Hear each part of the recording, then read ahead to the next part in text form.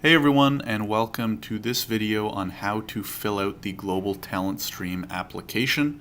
I've broken this up into 3 parts just because it is a longer application and I wanted to take it piece by piece.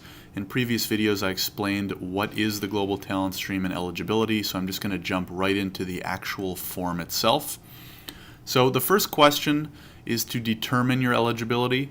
And so it asks, does the occupation that you're seeking to fill appear on the Global Talent Occupations list? So basically what this is asking is, do you fall under category B? And again, in a previous video that I'll link to in the description, I discuss whether you'll fall under category A or B, what the requirements are. But if you fall under category B, so you're hiring one of those 13 tech occupations that we talked about, then simply click yes here and you can skip right to section 2. If you fall under category A or you're not eligible, obviously you would click no here and go to the next question. Are you an innovative employer referred to the Global Talent Stream by a designated referral partner? So this is category A, designated referral partner. So if you're applying under category A, you would click yes here and move to this section, which is basically asking for the admin information about the designated referral partner. So the name of it, and then the contact information of people that they can get a hold of so that they can confirm your referral and make sure that you're eligible. Now, as I mentioned in the previous video, most applications will fall under category B, so I'm just going to skip right to section 2, and this is asking for your company business information. So mostly administrative, that you could have almost anyone working in the company fill out. For example, your CRA number, your legal name, so again, not just your operating name, but your business legal name, your address, including mailing address if it's different, your website, the date the business was started, the type of structure, so again this is pretty basic stuff, and then a little bit more importantly, how many employees are employed nationally under your CRA number. So you're going to want to check the CRA documents there, and what your annual gross revenue is. This might be something you might need to dig a little deeper to find through some of the financial documents, but it's really not that difficult. And then, does your business receive support through ESDC's work sharing program? Yes or no. So these are mostly administrative questions, can be done by almost anybody. Moving on to section 3, this is the employer contact information. So you're going to provide the contact info for 2 employees that the ESDC is going to be contacting to finalize the application.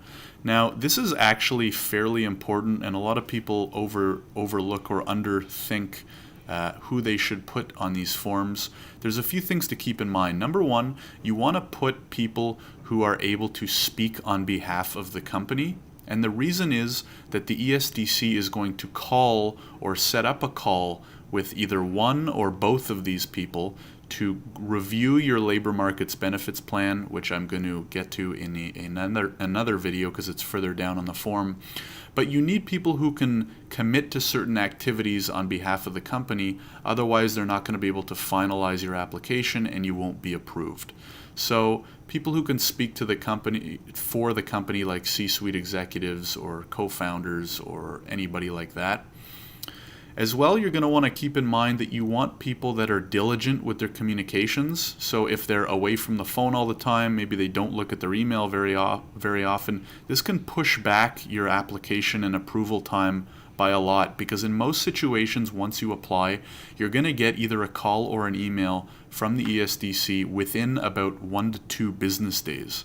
So if you have people that can be diligent and respond or have that phone call right away, it's going to make your application even quicker. And the last thing you want to keep in mind is you want people who can speak to the job that you're hiring for. So if you're hiring someone in a highly technical role or highly experienced or specific industry, you're going to want at least one of these 2 people to be able to speak to what they'll be doing and how they'll be doing it. So very common titles that I see listed on here are CTOs, Chief Technical Officers, CEOs as well, HRs people, so head of HR or head of recruitment, VP of engineering. So typically more tech and recruitment type positions, but again, anyone who can speak on behalf of the company, can speak to the position, and is good enough with communication.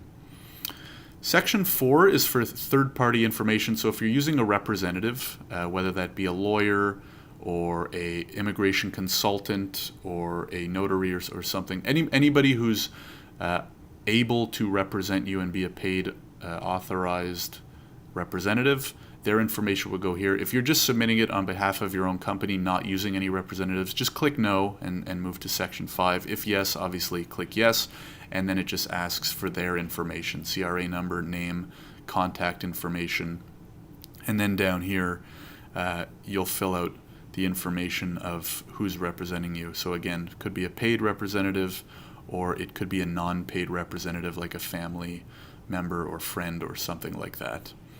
So that's the end of the basic information from your company and representative, and in the next video I'm going to go over the next few sections that cover the details of the person that you're hiring and their job. So I'll see you in the next video.